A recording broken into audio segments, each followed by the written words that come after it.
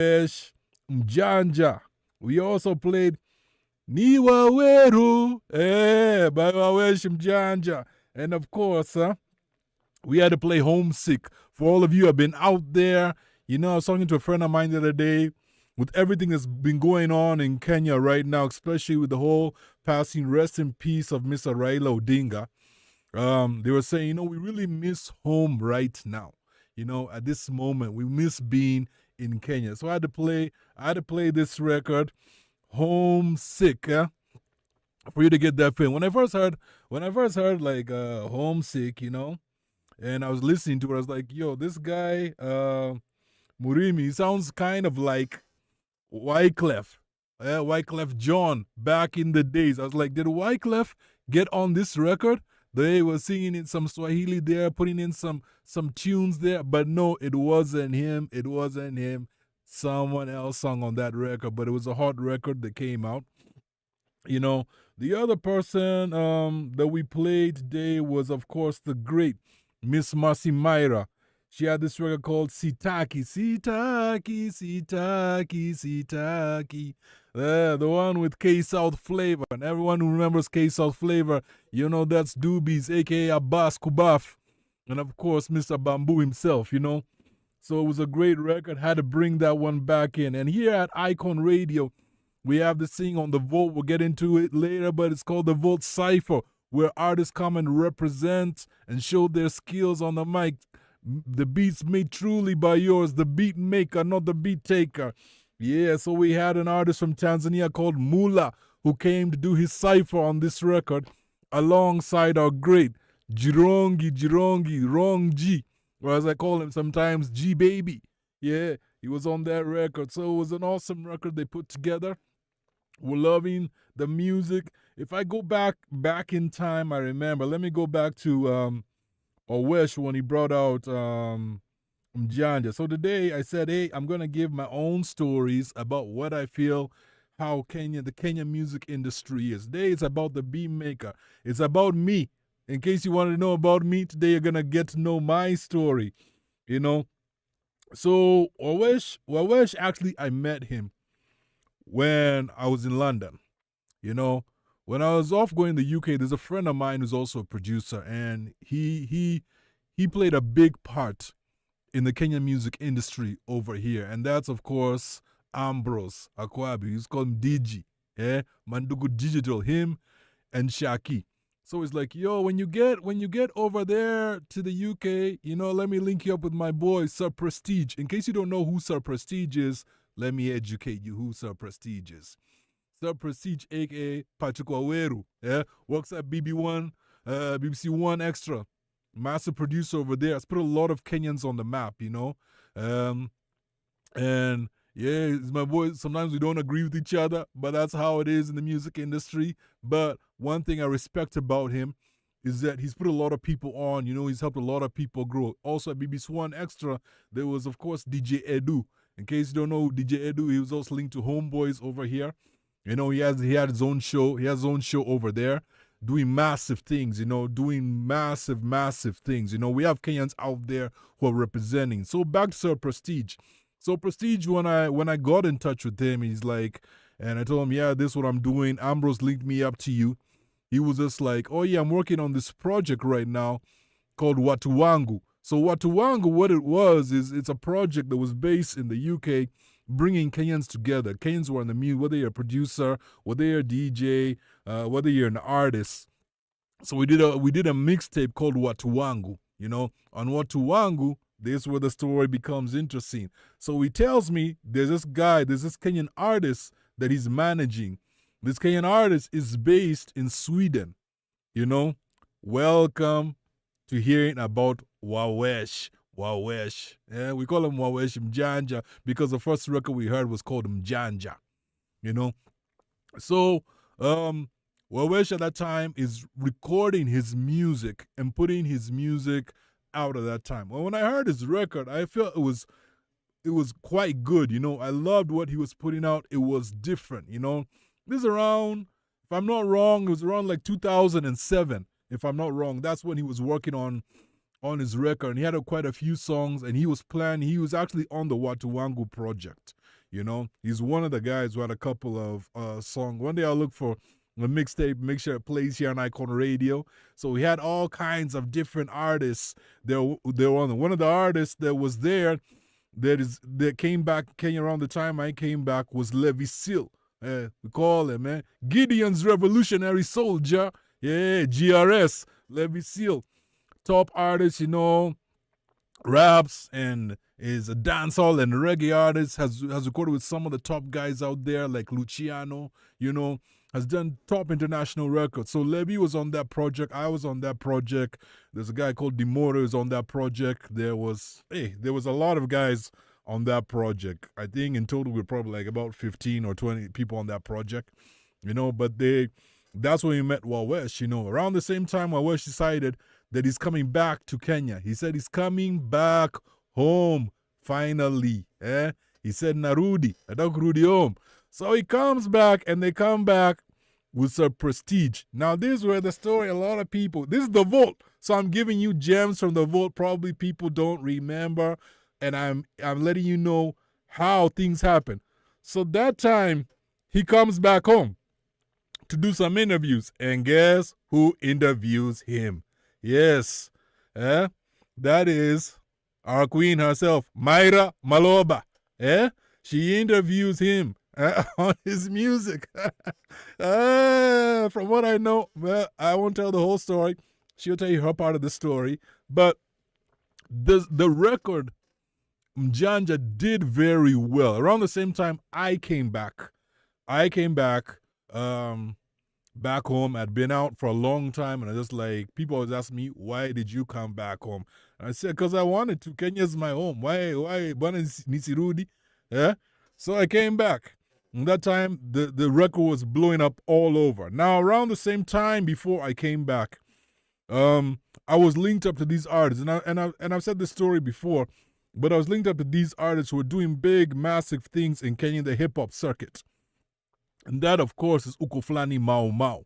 You know, I was actually on their record, you know, Dandora Burning, you know, and I was all in touch, a lot with Jirongi himself, you know. So when I come back, I go down to visit him in Dandora. We used to chill out. A lot of times I used to chill out in Dandora where he was, you know. And I remember at that point, he really, if I'm being honest, he hated that record, Mjanja. He didn't like it at all. There's one line in the record. Let me get it right. Where it says "Mini Pony." Now you've got to remember. People are like, "What?" It's like, "This is a pony, nini. What the heck is pony?" That was like an old slang word from back in the days. You have to remember, Wawesh grew up. Yes, he even talks about how he grew up in Eastlands, and around that time, like as a kid, now he left. You know, so I think on his album he was giving props to Kenya, but he's also bringing that old. That was his singer, bringing that old way of talking, the way things were, not the Sheng of that time, in the late 2000s, where people were talking a different way of doing things. And so I remember that I feel like that particular record got a lot of airplay, which was good for Wawesh. But at the same time, Uko had their own project out, and I feel like maybe sometimes some places Wawesh's record was getting more airplay and everything, but they at that time they didn't feel that he was that great of a rapper, you know, compared to what they were doing, you know, which is okay. That's a story of hip hop. Hip hop, people have their views on what is tight and what is not. And believe it or not, they weren't really feeling like he was that hard at that moment. I really didn't have a problem with Wawesh, you know. So as the story goes, me and Jirongi used to chill out a lot. We used to hang out a lot. I used to be in Dandora. I used to go to the studio.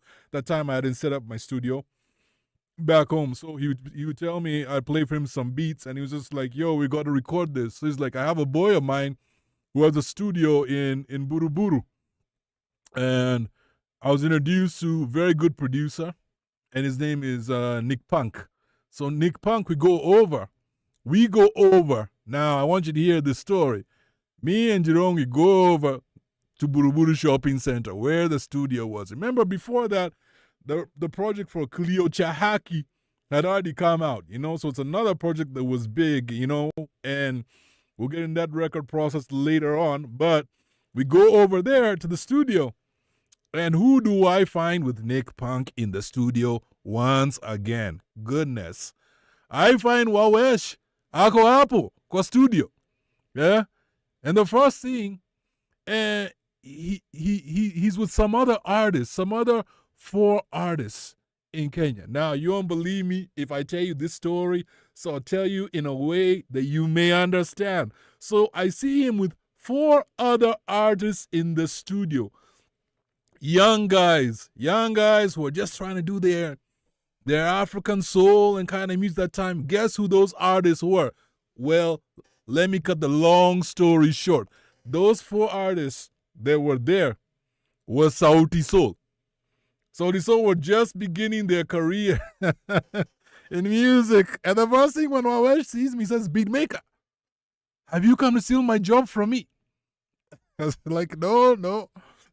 B&G were just passing through. You know, that time they were recording the album. So of course I remember Jirong, he didn't have the biggest smile on his face when he saw him, you know. Maybe, like I said, this is a hip-hop thing. Hip-hop guys can get along, but when you get in the studio, it's like, yo, like, this guy is here again. Why is he here? Like, what is he here for? Anajaribu nini? Exactly. You know? But like, at the end of the day, I've been on projects. I've been on a project before with Wawesh. I've been around the way with him, you know, and he illustrates his story of everything that he's been through. I know he's been through ups and downs. Some of them I feel were things that weren't controlled by him. Some of them were things that were brought on by him, which he did. But at the end of the day, I feel that at the end of the day, he had a positive thing to play in the music industry. He definitely not was, but still is a great producer. You know, he had great ideas. He had a great mind. He was a great creative in everything that he touched, you know. And of course, we just want to see massive blessings go out to him and everything. You know, we have a lot of great artists who are coming here. You know, among the Kenyan music industry, we also have a lot of feuds that are coming up right now. For example, there is a story that came out, and it's from former label signee Crystal Sige. She's actually suing Sauti Sol and their record label Soul Generation for breach of contract. And why she's suing them, and she's saying unpaid royalties and misuse of intellectual property. You know, and she actually filed for the lawsuit in 2022, you know, so, you know, sometimes these lawsuits take a bit of time to come up, you know. And here at Icon Radio, we also, apart from having Icon Radio, we have Icon Studio over here. And we actually do teach an artist development class and train artists how to get into the business of music. Not the music business, but the business of music. I feel artists need to understand what they get themselves involved in. Not every deal is going to work out the way you want it to work out, even in the timeline that you want it to work out, you know. One of the things artists forget is that you got to be patient, you know, as you go along music, because music is not like, yo, it's a snap of the finger and everything is working out. It takes time. It consumes you. You fall out with friends.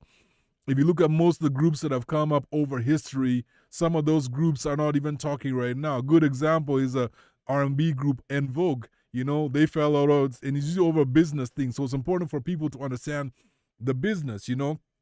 And, you know, people all the time ask what intellectual property is about.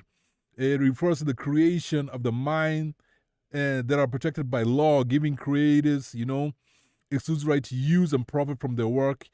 And this goes through like things like patents, copyright, trademarks, and trade secrets, you know. So I figure she said that she was on that she was actually an artist under Soul Generation. I remember that time they had a couple of other artists and they brought out this record. I thought was pretty good when they brought it out. It was pretty interesting when they were actually launching the whole thing. But shortly after that, she said she was let go, from what I remember. And Soul Generation claimed that it was, they it was amicable. They had an agreement. It was all good. It was all blessed. But she said there was nothing like that. And she has brought up this issue over the last couple of years a couple of times. So we're gonna just watch out and see how everything plays out. Hopefully, everything will work out the way it's meant to work out. But artists, one thing I can advise you is just understand a lot of times. I've been with artists and sometimes things don't go the way we want.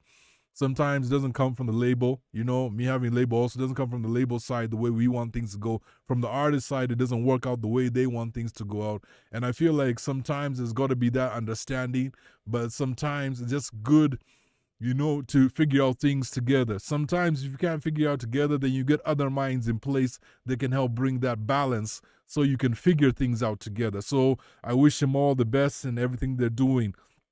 Another thing that was great for the so-called music community in Kenya was Issa was also named a national hero in the arts during the Mashujaa celebrations.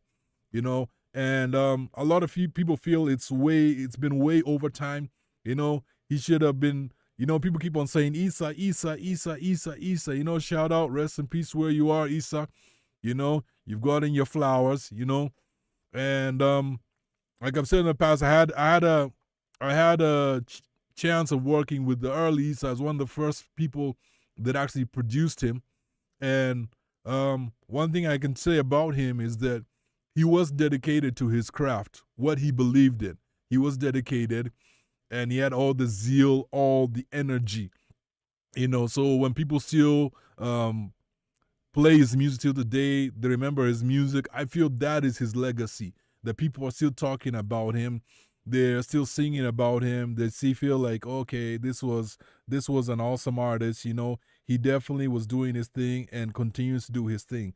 And so here at the Vault, we're about uplifting. We're about giving praise, about talking about artists who were from the past to the present. Some of those artists are not around right now. Some of them still are right now. For one thing that I'm going to talk about today, people have always asked me a lot of different stories, about different heads, Kenyan heads who have been in hip hop, who were there in hip hop, who are there right now. And I'll tell you one thing is that, yes, I knew a lot of guys, and guys said, oh, you're lucky. You're lucky to even get out of Kenya and do your thing. And, I tell people, no, I'm not lucky. I'm not lucky at all. I'm just blessed.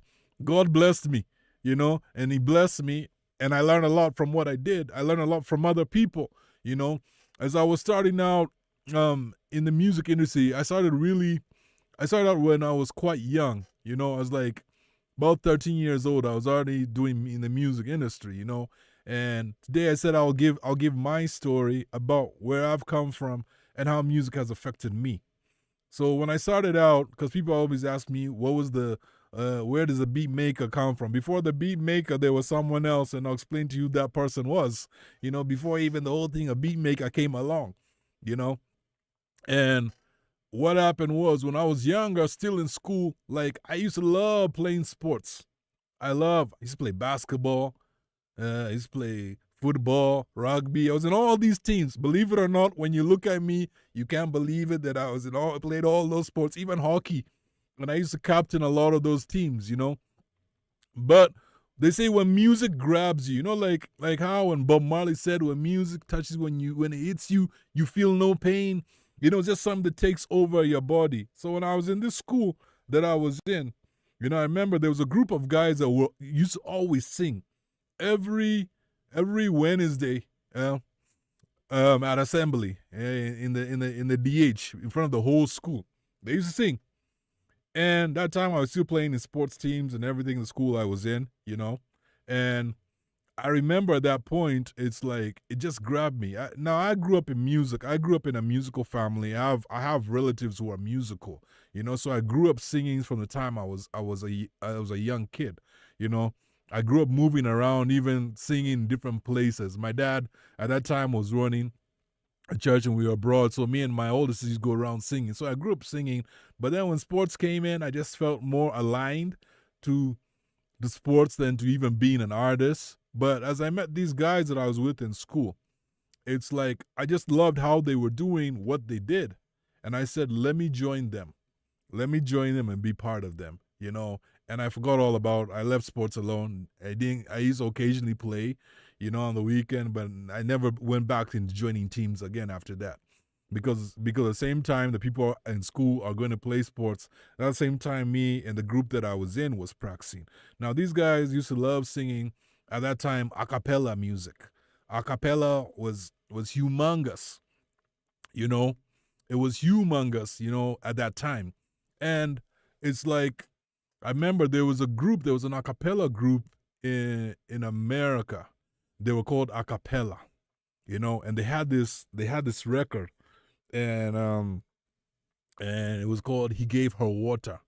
So, oh, Jesus gave her water. It went like that. And imagine all of us singing that, doing the harmonies. That's where the learning how to do harmonies really came in, you know. And around the same time, I was really getting into rap music. I was really loving rap music. So I was split between singing and rap. So I was already in a cappella group where we used to sing, you know. But hip hop just had this thing when I heard hip hop music, I just felt like I was free. I just felt like awesome. It was just something that touched me in a magical way. And so I started rapping. There was this rap, one of the first rap records. The early rap rappers that I heard were like LL Cool J, Rakim, you know, albums like that. I heard all those records, but there's one album that I heard that was by a guy called Stephen Wiley, and I remember it was called "Where Will I Go When I Die." In the chorus, it says, "Where will I go when I die? People ask the question with no reply, saying, 'Where will I go when I die?'" So anytime we used to go for functions, our schools used to go for funkies and other things. I used to rap. So I was the only one like rapping, you know. I do with my boys in the background. They didn't have no backing tracks, so they do what they call beatboxing. So beatbox like, you know, with the mouth, you know. So I used to do beatboxing and I used to rap. Oh yeah, the girls loved me. They loved me. I won't even lie about that, you know, because they're like, oh, this guy's doing something different. He's doing something different, and it was good. And I loved it for a moment, you know. For that moment, I loved it. And so around the same time, a couple of my friends where I lived in the same area I lived said, hey, you know, there's usually these get-togethers that happen on Friday, you know, and where I lived in Langata. They said there's these get-togethers that happen and you should come. So I was, you know how we are as people. The first thing when someone tells us something, like we downplay, we're like, that sounds boring to me. I don't want to show up there. So I've just put it aside. But one day I did show up, you know. And then when I did show up, it was like a youth kind of fellowship kind of thing, you know, in the evening. It was called Life. That standing for Langata Youth Fellowship. So I show up and I remember we did our thing, enjoyed our time, heard what was going on, heard the message that was going on. After it, there's this guy with a lot of enthusiasm who came to talk to me and said, yo, like, I've never seen you here before. Who are you? So I said, yeah, I'm Jimmy. And he says, so what do you do? And that time I was really cocky. I was like by the time I was about 15 years old now, I was just like, yeah, I rap. He's like, what? You rap? I also rap. I remember he ran upstairs to his bedroom and came with this big exercise book, this hardcore black looking book, you know. You know, the one with the red side on the side, you know, people used to have in high school. He comes and says, yo, we should form a group together. You know, and it's like no one had ever told me like we should form a hip hop group together. So I was just like, okay, finally a like-minded person. Now you may be wondering who that person was who came to me. Let me shut it down for you right now. That was the late Kevin Ombajo, Big Kev, you know. So me and Big Kev were in a group with a friend of mine called Graham Odenyo. It's called CBN. We call ourselves Christians by nature. That's what we were called, you know. And it was good. We used to go that time in Nairobi. There wasn't a lot of places that you could actually perform at. It was still growing. The market was still growing in how people used to perform. And social media, of course, did not exist. So there's no way we could get up there and actually share who we are and everything, But it went well for some time. We were going out there. We'd always go for events. And it's like that time I'm still in high school. My parents are not loving this thing about hip hop. They're like, it's a waste of time. And they're like, yo, this is just like the devil's music. Forget about it. We used to argue a lot with my parents. And my parents are the old school way parents. They don't play. When they say something, you have to follow it. You know how African parents are. Hakuna kunego. It's like one way. It's either my way or the highway. But I would just be like, I was also hard-headed. I won't lie. Growing up, I was a hard-headed person. I was just like, this has to be, if I feel like this in my body, it must be right. So I'm not even gonna mess around. I'm gonna do it all the way. So I used to go at these events with my crew CBN. And every time I went for an event, I would see certain people that are always at the same place we used to be at. The same place, the same events we used to be at, they used to be there. And an idea came in my head. I'm still there. I'm like that time I'm finishing my schooling. I'm like in Form 4. I'm like, hey, why don't we put a group together of different guys, just a family of musicians that can come together and we can be doing concerts like every month.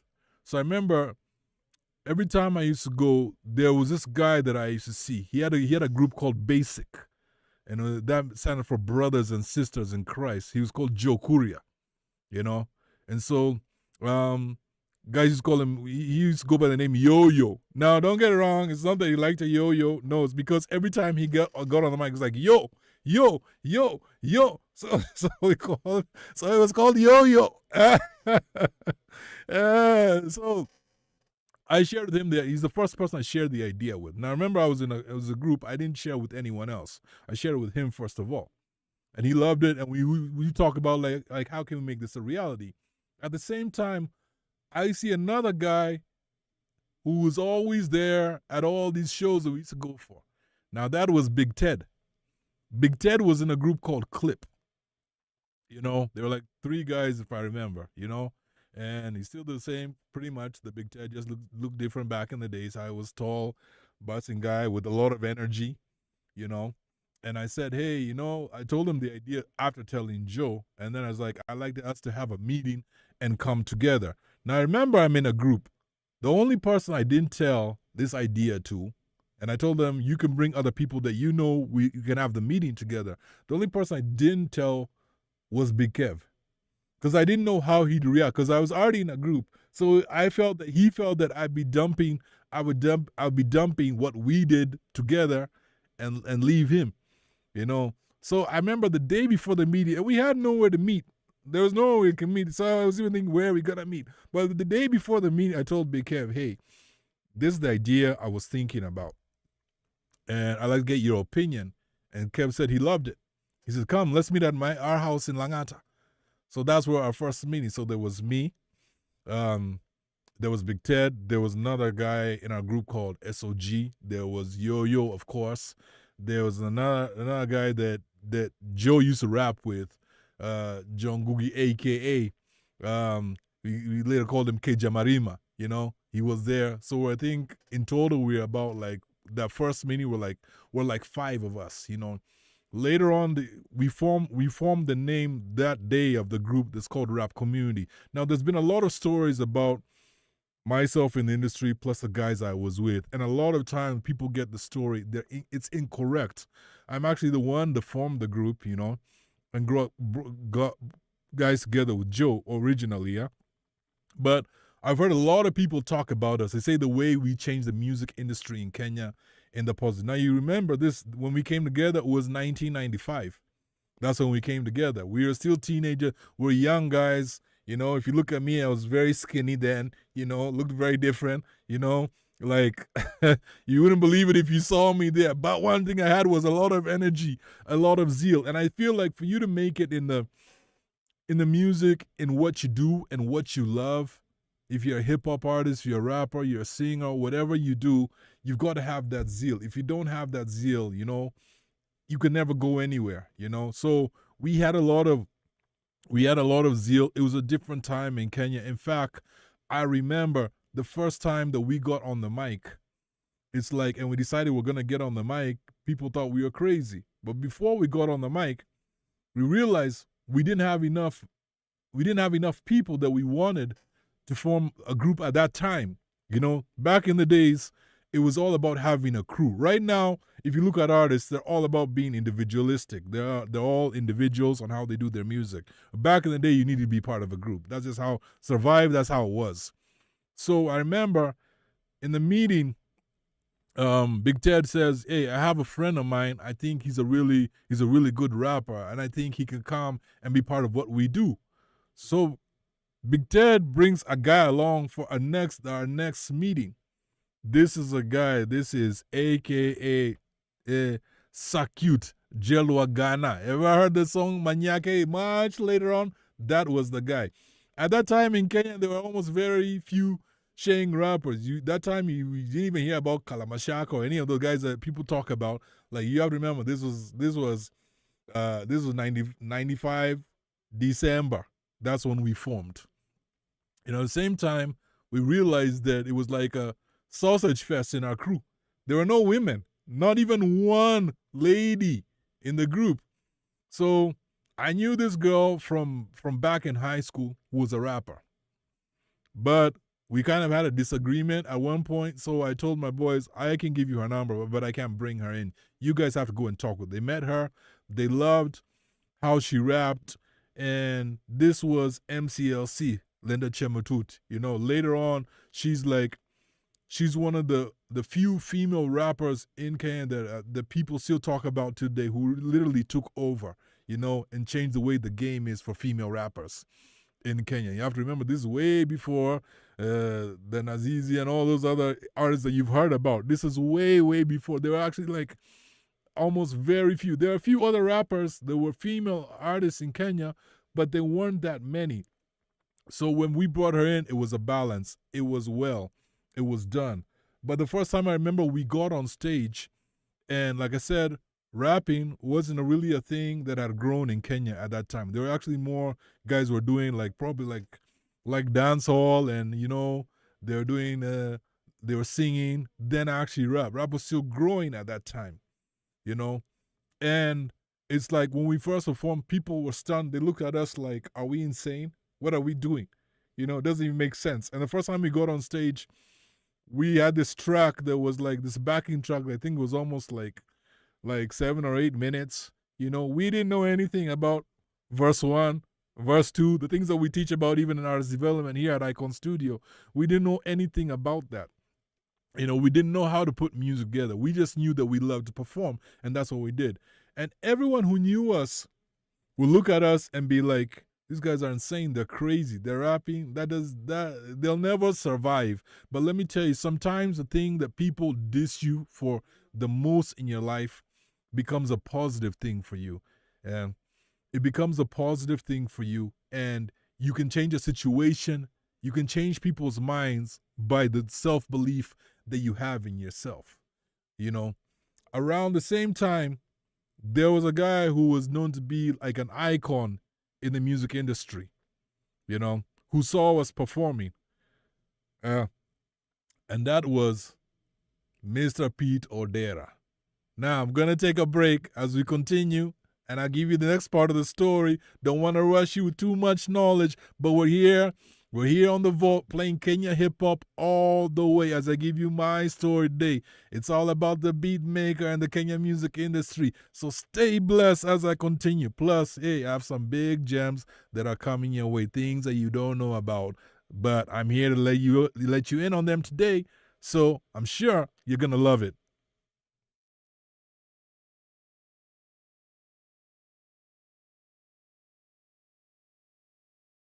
Up here on Icon Radio. Mshika wapi kaka? We fight for lines.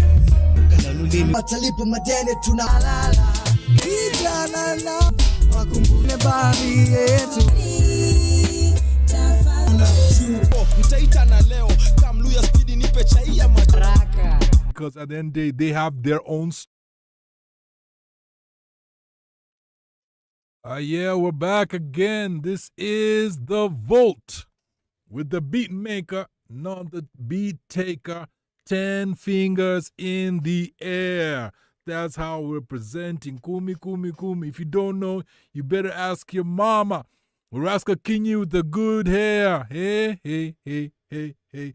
Are you hearing some of that music, hey? Maya Verum Kaliwao. Saia Maleo. Yeah?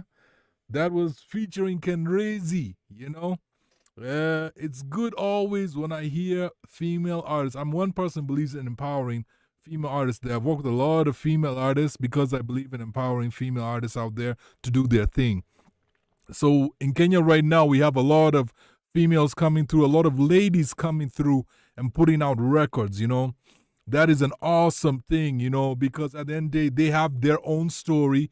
They have something that impacts them that the world needs to hear. It's not always about us men, you know. Men, of course, we have our own story. The way we verbalize and put out music and we talk about our stories are different. So you see women coming out there, empowering each other, you know, and this is the world of music, not just in Kenya, but even in Africa, music is growing. A lot of female artists coming out there. And so it's a great thing. So shout out to Vera Mkaliwao. Keep on doing your thing. Keep on representing. I met Vera like I say, about 2 years ago. And we had to sit down and we talked. And one thing I just told her was, hey, I want you to start thinking as an artist, but start thinking as a businesswoman, you know. And I can see she's doing that right now. So you deserve your flowers, Vera. Keep rising high. We also played some records by Uko Flani. Yeah? Yeah. Now, I love what Uko Flani do. Right now, I know they're putting out a new record. It's been about time, you know. There's Uko Flani and then there's Mau Mau. Uko Flani is Mombasa. Mau Mau is Nairobi. So when they come together, it's Uko Flani, Mau Mau. So Uko Flani have put out a record. You know, I've always loved what they're doing, you know, the message out there, the empowerment, you know. They see things that are happening in society and they speak about it. They're giving their story. They're their own journalists on their records, you know. They're giving in their community where they come from.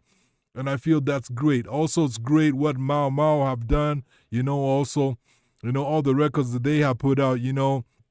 And I see of late, you know, Nafsi Huru is having this thing of kicks and bars where he's bringing some of the guys were there back in the days, you know, and giving them the shout outs. People like Zaka, Avuko Flani, Mau Mau, you know. There was Sharama that was giving his and Cannibal before, you know. So it's great. It's great to see the artists are being recognized because we need that recognition in Kenya, by the way. And there's a lot of great. Yesterday I was talking to a friend of mine who's based in Europe, and he's actually one of the guys. In case guys don't know, but I'm one of the founders of Mo Sound Entertainment. It was actually not called Mo Sound. It went by Endzone Entertainment before. Then we changed to Mo Sound. And one thing we're talking about is how the growth of Africa is and the growth of Kenyan music is growing. You know, there's a lot of positivities, and other places in Africa, they see how we are and they want to join in. Even here at Icon Radio, we have artists coming through like from South Africa, from Nigeria, from other places, and they all attest that Kenya is important for them to come through, you know, because Kenya helps them to build their brands, you know, and that's something they've got to recognize. A lot of times we as Kenyans, we downplay each other, and we're like, you know, yeah, there's always something there to say. But let's look back and look at all the positive that we have to do. So before the break, I was talking about my journey. And we had reached the point where I was talking about one of the guys who saw my former group Rap Community performing. This was Mr. Pete Odera. When I talked to him some time ago, he tells me, hey, yeah, call me Rev now. I'm Reverend Peter Odera. Like, yo, me, I still go with the name Pete Odera. That's what I know, you know. But anyway, Pete at that time saw us perform. Sometimes he says that he discovered us. Pete, that is not true.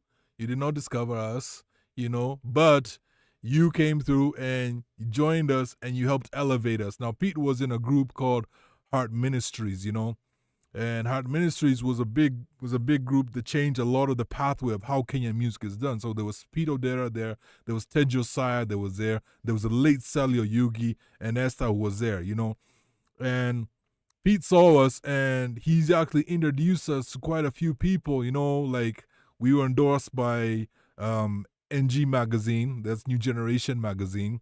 We got a lot of things done because he at that time was way ahead of us, and he saw where in some areas where we were going in life with our music, and he said, "Hey, can I help us out? Can I help you out? Can I help move you forward?" So we used to appear in a lot of his concerts and actually perform also. And then Pete decided around that time, around '97, if I'm not wrong, set up his record label called G-Way Records. You know, and G-Way was a good thing at that time. That time in Kenya, there weren't a lot of record labels, coming up. So when he came up and he said, "Listen, I'm putting together my record label," and he came and said, "You can either sign with me as the group or as individual artists." We weren't the only people that he approached. He approached another artist that used to do backup vocals for him at that time and was a gospel artist, was Wahoo. Wahoo was an also, she was there on his record label, and he had other people like Alfie, other guys who were there who would support him on what he was doing along his journey. So rap community really didn't want to go in that direction of signing at that time, but I decided. In those days, they used to call me the Devil Crusher. Yes, before Beatmaker, I told you, I'll tell you the name, was the Devil Crusher. So when the Devil Crusher came along, it was like, yeah, maybe I can just do my own solo thing. The group knew that I wanted to go that. So it wasn't like I snookered them or hid anything from them. So I remember that time we had to sit down, and Pete had to sit down with my parents also to explain to them what was going on, and signed a deal. You know what? But I never recorded any song with with Pete as an individual artist. Like, Pete, you still owe me a record till today. You still owe me. I signed with you, and we never even recorded even one song. Yeah, but he did invest in other artists, like, of course, Wahoo. He invested in her production. Also, Wahoo did this track with MCLC that was part of Rap Community. There's other people through that we got to maneuver, that were linked to Rap Community, that we got to maneuver around and realize, okay, we can become solid if we move together more as a team than as individuals. And this is something that a lot of the artists are coming up right now. You need to understand that there is power in numbers, and there's power in growth by learning from other people's. I know social media has taught people that you can be your own brand, you can be your own individual, provided you have your own digital presence, which is in a way true, but at the same time, you can't do everything yourself. That's why managers are important, producers are important, agents are important, people who help push your brand to where it needs to go. So at that point in Kenya, we didn't have a lot of that going on, but we had people that we could identify that helped us in a way, When we did our thing as Rap Community, we met a lady who was at that time working alongside Pete also. She ended up becoming our manager. That was Pauline Zhao, and it was a good thing, that we had people that could see where we were going. But apart from us, there was guys who were affiliated with Rap Community. Whenever we started organizing our own shows, the people were affiliated to us. One of them was a guy called Isaac Gatembo. We called him Aizo. So Aizo had this group called he put this thing called On Track Ministries together. And Aizo was, he was Keja Marima's older brother, but he was really energetic. He was also in the early days part of Heart Ministries also, with Pete and Ted and Sally, And what happened was, Aizo was another person who could really go out and look for talent and really discover people and figure out, okay, this is a person that I want to work with.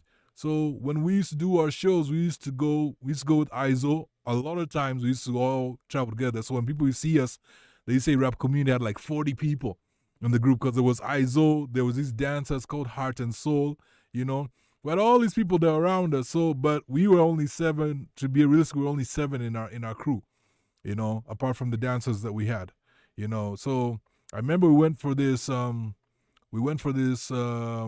concert one day at church in Buruburu East, you know, and there was a young lady who was leading praise and worship at that time. Um, and I was just like, oh, I love her voice. I got to work with her, you know.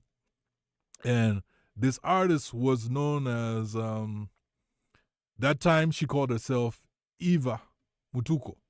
Later on, AK later became Henry Mutuko. You know, when I was with her, she said, "Yeah, from there, I'm Henry." I can't remember the reason why she called herself Henry, but she did. You know, she's been here on Icon Radio also giving her story. So if you want to check out her story, you can go on Icon Radio on our site and check the stories from the past of these artists. We have a lot of artists that have come through here. So Henry actually did very well in the Kenyan music industry. And she even won a Cora Award, you know. And she was a lady that could, hey, if it's about singing, like, you cannot touch her.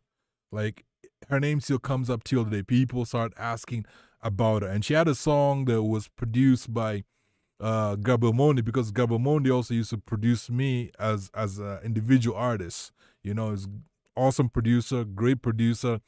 Did projects like Nikona Safaricom, did all those jingles. Majority probably of jingles that you hear around is him who has done them, you know.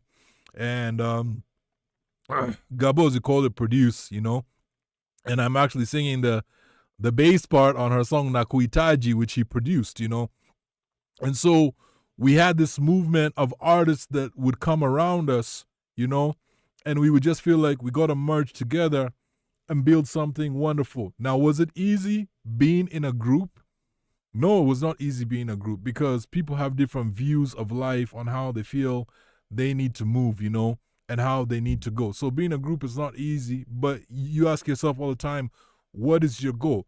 So that individual that came up, which is me, it helped me become the artist and later on the producer that I am today because of the people that are around me. So always look at the people who are in your circle. Look at the people who are around you. Look at the people who you rock with, and they're probably going to change the way you think, you know. And so by the time the beat maker came up, I'd gone through a series of things, worked with a series of artists. I worked with a lot of artists in Kenya and beyond that have become great in what they have done. You know, I had a chance to work a lot with a lot of artists in the early careers. Then I decided, you know what? I don't want to do this the way I've been doing this anymore. So my philosophy up till today is like, because I'd work with the so-called celebrities, you know, and then I figure like this is not for me. And my policy is like, if you spend too much time investing in people who are somebodies, when will the nobodies become somebodies? That is my argument. When will the nobodies become somebodies? You've got to understand the early artists, even some of them when I walked in the days, people like let's say Isa, people like Amani, people like Vinny Bannon, people like Googs, all those guys from the past, they were not known at that time, but they became because they worked hard at it. So my policy is, and my company that I run, which is called Cypher Studios, I take time, and also here at Icon Studio, we take time in investing in people that are also not known so we can help build their careers up so they can become great. The only way people become great in Kenya is if we elevate each other. I honestly believe that if we elevate each other, you know, and a lot of times people are just looking for a way out. They're looking for a way out to become great. Now there is no, if someone tells you they have the secret code to that, they're lying to you. They're lying to you. You know, no one has a secret code. Everything is by trial and error. Sometimes you hit the mark, sometimes you don't. Sometimes you put out music. I put out music that works, and sometimes it doesn't. I've worked with people, sometimes it works great, and other people, it doesn't work as much as I want it to work. You know, that's a part of the industry, you know. And I give thanks for, number one, God has always held me down, you know. I still live and believe in God till today, you know. That's never going to change. You know, people always ask me, well, all the artists you work with, not all of them are like Krishna. It's like, yeah, because my thing is to elevate people. You know, it's kind of like how you go to to the hospital with a doctor. A doctor doesn't say, I'm only going to treat you if like you're a part of this religion. No, they treat everyone, But my thing is to elevate people. That is my purpose. That is my skill in life that I've had, and I continue to have it, So the beat maker was born. And actually the beat maker, when it came up originally, was not spelled. You see, people get it wrong. They get it wrong, the spelling and everything. The beat maker originally was spelled Beatmaka, Maker. That's how it was spelled. But as I started working with guys like Uko, in fact, Jirongi specifically, he started calling me Beat Mecca. That's what they call it, Mekah. And I'm glad that I've been around people like guys like Uko and other people that like have pushed me in a positive direction, where I've learned from other people. My thing is always about learning. Every day, my life is about learning. I never take life for granted. I never take it like, oh, I'm here to say. And the problem with a lot of artists is what happens is they come up in the music industry. Let's say they put out a record and it's really great, So it works out, like just like in the instance of, let's say, like Nyashinsky when he put out his record, and his new record, people are saying doesn't sound as great as his old record. But one thing I give Nyashinsky props for is that he's always trying to grow, trying to improve, and I think that's how you need to be as an artist. You don't go by the pressure. People expect you to do something a certain way, so you're just gonna stick there and be there. Here, that's why here, even at Icon Studio and Icon Radio, we're focused on building the new artists of tomorrow, And at the same time, we want artists to grow to be a new version of themselves, not just stick in the past of who they were. If I stuck in the past, then I would just be the Devil Crush of back in the days from the 90s, and I would never grow. But every time I met an artist, I challenge them, they challenge me. That's how the industry works, That's how individuals work, And so, as I said, we run a program out here called Artist Development. The Artist Development program is actually a whole curriculum that takes you through everything that you need to know to be an artist, everything that you need to understand the business of music, And we also, that's a program that runs by Icon Radio and also Icon Studio and, of course, Cypher Studio. We partner together to run these programs. And what I really love to see is more artists. If you want to get the details, you can get the details online about artist development that we run and the courses, how they're broken down and how you can benefit, from all of this. For an artist to grow, I feel they have to go through artist development to grow, to understand who they are. One of the first things that we teach about here at Icon Radio and Icon Studio with Cypher is the mindset of an artist. You want to be an artist, you want to be great at what you do. What is it that you've got to know about being that artist? How do you become great?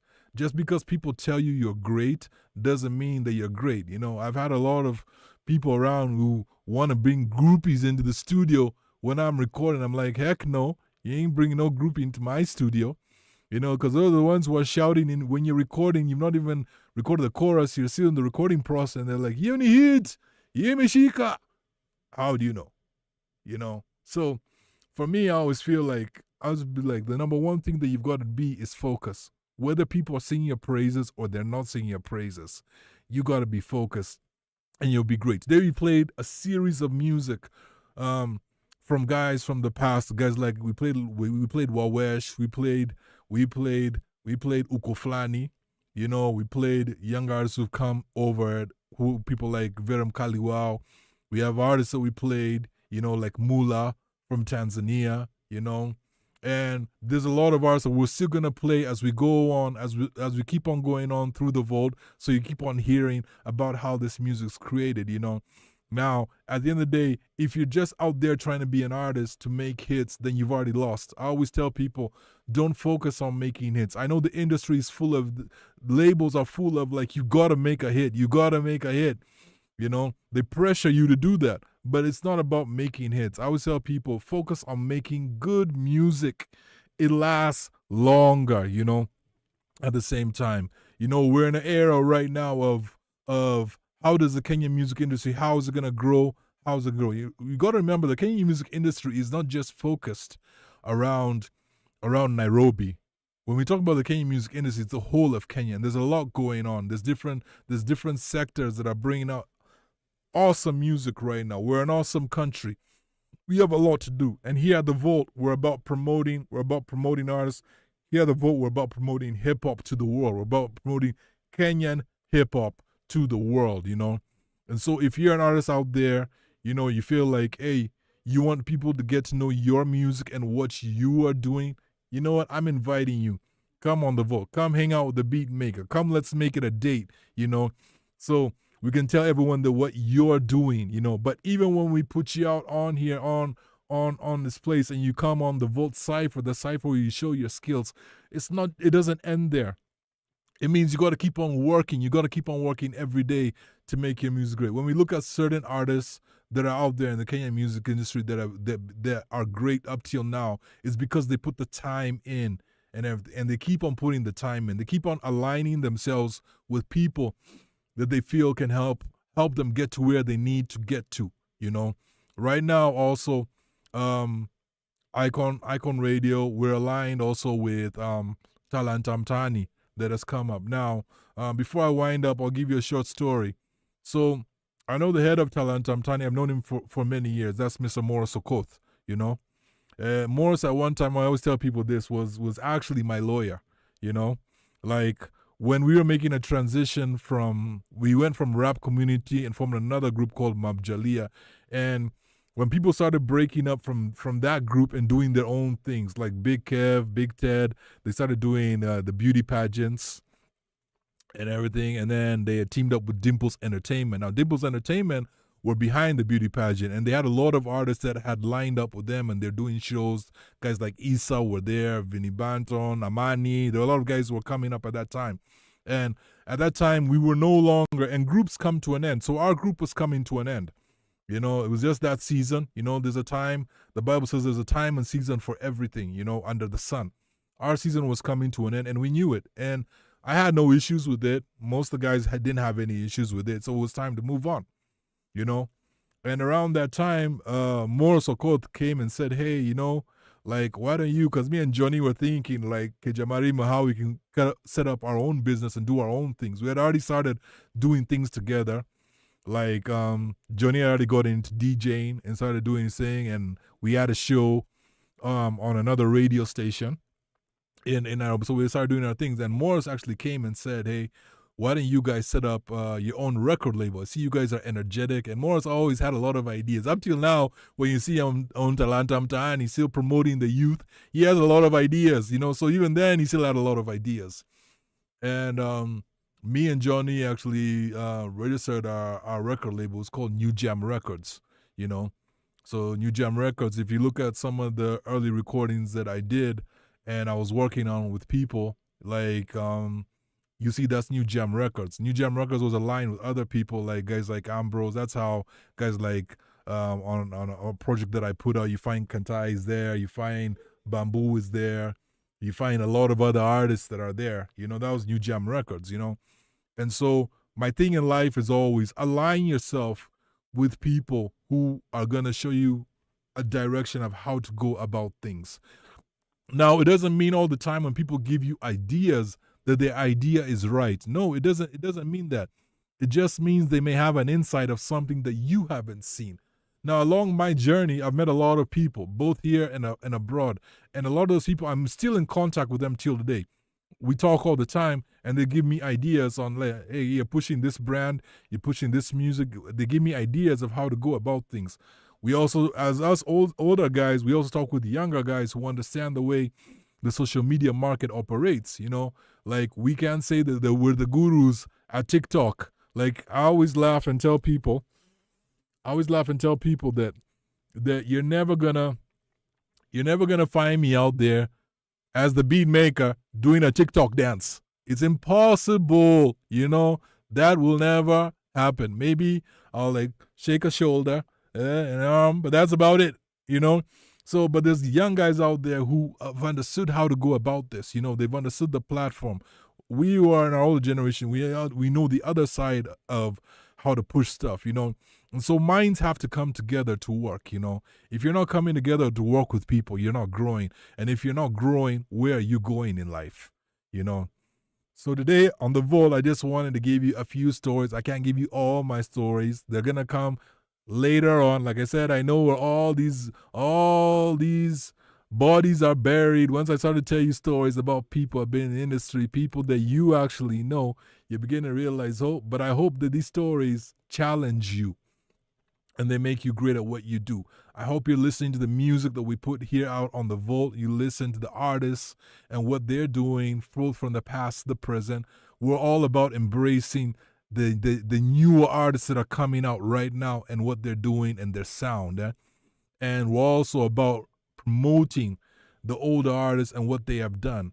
At the same time, like I said, here at Icon Radio, we actually do have a recording studio. So for any of you young artists that are interested in coming to promote your music, coming to record your music, come to our studio. Come over here to Icon Studio. Get your jams on, We have definitely, apart from myself, we have other producers who come through that you can work with.